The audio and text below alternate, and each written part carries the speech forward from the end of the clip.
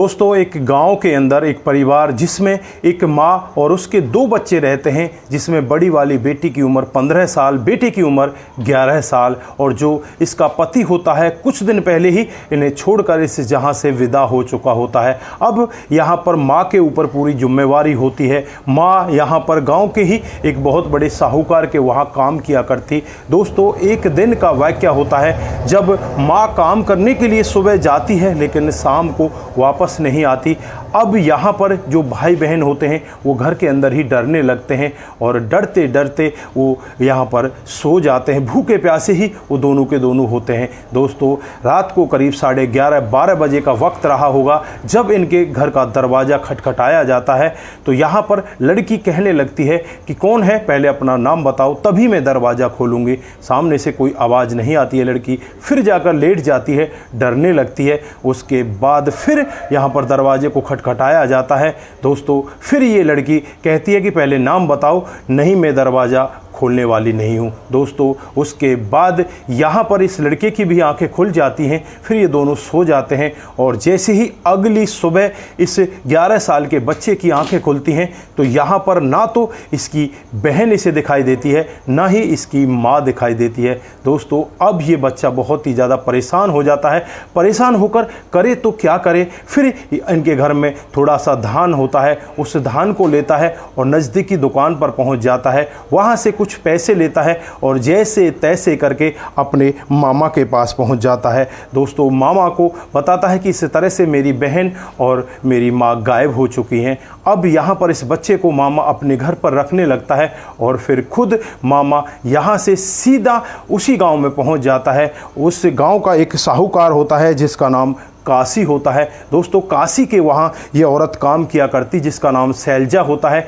इसके 2 बच्चे होते हैं। बेटी का नाम रत्ना, उम्र 15 साल, बेटे का नाम अरमान, उम्र 11 साल। दोस्तों, मामा अब काशी के वहाँ पहुँच जाता है और वहाँ जाकर पूछने लगता है कि मेरी बहन यहाँ पर काम काज करती है, मेरी बहन कहाँ है और उसकी बेटी भी गायब है, मैं अपनी बहन से मिलना चाहता हूँ। दोस्तों, यहाँ पर काशी उससे कहता है कि जा मिल ले। फिर वो अपनी बहन से मिलता है तो बहन यहाँ पर उससे कहती है कि मेरी बेटी भी यहीं पर है, ये लोग उसे भी उठा लाए हैं, लेकिन इस सब के बारे में मेरे बेटे को मत बताना और मेरे बेटे को तुम अपने पास रखना। 10-15 दिन के बाद ये हमें छोड़ देंगे, उसके बाद हम लोग घर पर आ जाएंगे। दोस्तों, अब यहाँ पर जो मामा होता है वो सीधा वहाँ से अपने घर चला जाता, वो किसी को कुछ नहीं कहता। फिर यहाँ पर जो भांजा होता है अरमान, वो यहाँ पर एक दिन बहुत ज़्यादा परेशान हो जाता है क्योंकि उसकी जो मामी होती है वो इसे बिल्कुल भी पसंद नहीं करती और एक दिन इसमें 2-4 तमाचे लगा देती है। दोस्तों, अरमान दुखी होकर वहां से सीधे अपने गांव के लिए निकल पड़ता है और जैसे ही रास्ते से वो अपने घर की तरफ आ रहा होता है तो रास्ते में एक बुलेट पर इंस्पेक्टर उसे बैठे मिलते हैं जिनका नाम नकुल होता है। उम्र जिनकी 26 से 27 साल होती है। हट्टा खट्टा नौजवान ये इंस्पेक्टर होता है। दोस्तों, इस बच्चे को देखकर पूछने लगता है कि बेटा तू कहाँ जा रहा है। तो यहाँ पर ये बच्चा कहता है कि मैं अपनी माँ के पास जा रहा हूँ। तो बच्चे से इसका पूरा वाक़या पूछा जाता है कि क्या हुआ है। तो ये बताता है कि इस तरह से हमारे घर का दरवाज़ा बजाया गया था, उसके बाद मेरी बहन भी गायब हो गई थी। दोस्तों, अब यहाँ पर जो इंस्पेक्टर होते हैं सीधे काशी के घर का रुख करते हैं और काशी के घर पहुँच जाते हैं। दोस्तों, अब काशी यहाँ पर कहने लगते हैं कि तुम अभी तो यहाँ से गए थे, तुम्हें अब जरा सी भी शर्म नहीं है, तुम दोबारा से वापस आ गए, तुम्हें मेरे रवैये के बारे में नहीं पता कि मैं इंस्पेक्टर को अपने घर आने की अनुमति भी नहीं देता, तो दोबारा से यहाँ आ गया। तो यहाँ पर उस बच्चे को सामने करते हुए कहने लगते हैं कि इसकी माँ यहाँ पर है, वो यहीं पर काम करती है और इसकी बहन भी यहीं पर है, आप लोग यहाँ पर हमें बताते क्यों नहीं। तो यहाँ पर वो कहता है कि यहाँ पर इसकी बहन नहीं है, इसकी माँ ज़रूर है, इसकी माँ से तुम बातचीत कर सकते हो। उसकी माँ से यहाँ पर बातचीत की जाती है तो माँ यहाँ पर यही कहती है कि मैं यहाँ पर कामकाज करती हूँ और मैं बिल्कुल ठीक हूँ, मुझे कोई भी परेशानी नहीं है। दोस्तों, नकुल यहाँ पर सोच रहे थे कि इनके साथ कोई बहुत बड़ी परेशानी है लेकिन ये कहना नहीं चाहती।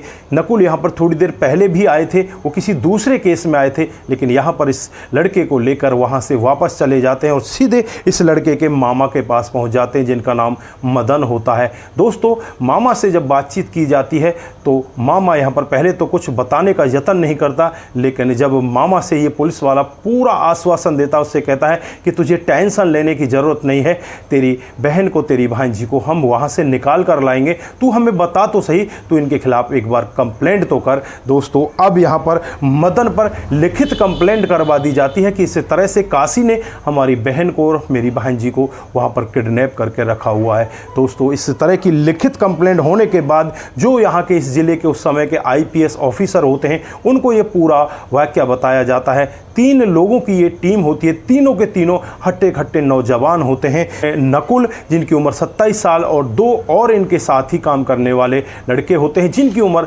लगभग 22 से 23 साल होती है। अब यहाँ पर जो भी असला होता है इनके पास, सारा असला ये इकट्ठा कर लेते हैं, गोलियाँ और जो पिस्टन वगैरह, बंदूक वगैरह जो होती है, सारा कुछ अपने साथ समेट लेते हैं और उसके बाद ये सीधे के सीधे उस काशी के घर पर पहुँच जाते हैं और काशी से कहने लगते हैं कि काशी, तेरे खिलाफ अब लिखित में हमारे पास कंप्लेंट आई है। काशी यहाँ पर भड़क जाता है और कहने लगता है कि तुम्हें नहीं पता कि यहाँ से आज तक कोई इंस्पेक्टर वापस ही नहीं गया, आज तुम्हारे साथ भी मुझे लगता है ऐसा ही करना पड़ेगा। फिर यहाँ पर जो इसके साथी होते हैं उनसे ये कहने लगता है कि इन लोगों को पकड़कर इन्हें बांध कर रखो, लेकिन यहाँ पर जो नकुल होते हैं वो कहने लगते हैं कि ये जान लीजिए कि क्योंकि तुम्हारे खिलाफ लिखित कंप्लेंट है और आईएएस ऑफिसर इस बात में इन्वॉल्व हैं, थोड़ी देर में ही यहाँ बहुत बड़ी फोर्स आने वाली है, जबकि यहाँ पर ऐसा कुछ भी नहीं होने वाला था। नकुल ने ऐसे ही झूठ बोला था। तो काशी एक बार के लिए रुक जाता है और यहाँ पर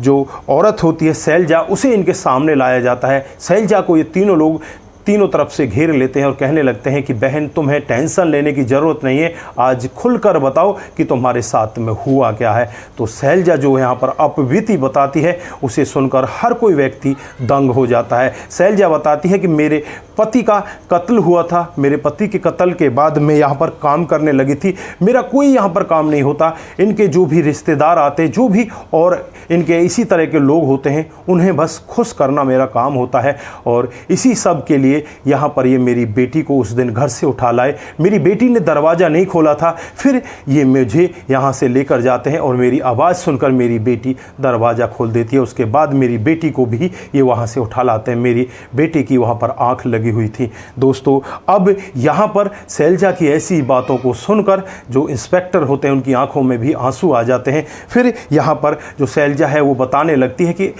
आज से 3 दिन बाद यहाँ पर कोई इनका गेस्ट आने वाला है और उसी को ये मेरी बेटी को सौंपने वाले हैं।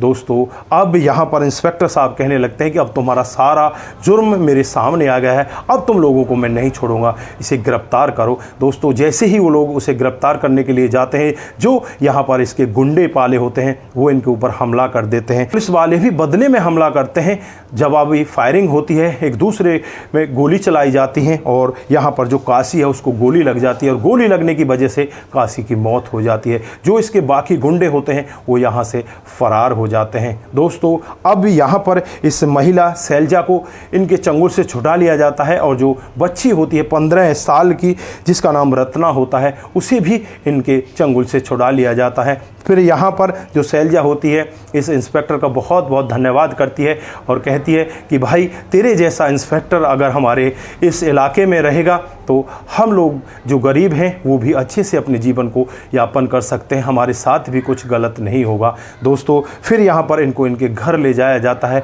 और घर जाकर इन्हें सुरक्षित छोड़ दिया जाता है। दोस्तों, ये सन 1990 का वाकया था जब कर्नाटक के एक गाँव के अंदर ऐसा मामला चल रहा था। दोस्तों, वहाँ पर ऐसे ही मामले होते थे, जो बड़े बड़े दबंग लोग होते थे वो इसी तरह से अपने कब्जे में ऐसे ही लेडीज़ों को ले लिया करते। जो गरीब लोग होते थे उनकी महिलाओं को इसी तरह से अपने कब्जे में लेते और जो इनका मन करता वो ऐसा काम किया करते। लेकिन फ़िलहाल ऐसा तो मेरे हिसाब से तो पूरे इंडिया में कहीं भी नहीं है। अगर कोई ऐसा एक आध इलाका छुपा भी होगा तो वो बिल्कुल छुपा ही होगा, क्योंकि आज हमारी पुलिस बहुत ज़्यादा सतर्क हो चुकी है, बहुत सावधान है। अगर ऐसा कोई मामला है तो वहाँ पर भी हमारी पुलिस ज़रूर रेड मारेगी। हमारे देश की जो पुलिस है वो बहुत ही ज़्यादा अब सतर्क है, बहुत ही ज़्यादा तेज़ तर्रार है। तो दोस्तों, इस घटनाक्रम से हमें यही शिक्षा मिलती है कि पुराने समय में ऐसा भी कांड हुआ करता था। साल 1990 में ऐसे इलाके थे जहाँ पर इस तरह से ऐसी महिलाओं को पकड़ लिया जाता था और उनके साथ इस तरह से शोषण हुआ करता था। उनके बच्चों का भी शोषण हुआ करता था और उनका भी शोषण हुआ करता था। तो दोस्तों, ये थी एक छोटी सी कहानी। आप लोगों को कैसी लगी? अगर आपको जरा सी भी प्रभावित करती है, जरा सी भी अच्छी लगती है, तो दोस्तों के साथ ज़रूर शेयर करके जाएं। दोस्तों, आपका एक शेयर हमें आगे बढ़ाता है और इसी तरह से सस्ता पर आधारित घटनाएं हम आपके साथ लेकर उजागर करते रहते हैं। तो दोस्तों, आप सभी का दिल की गहराइयों से बहुत बहुत धन्यवाद। आप सभी सतर्क रहें, सावधान रहें। नमस्कार, जय हिंद, जय भारत।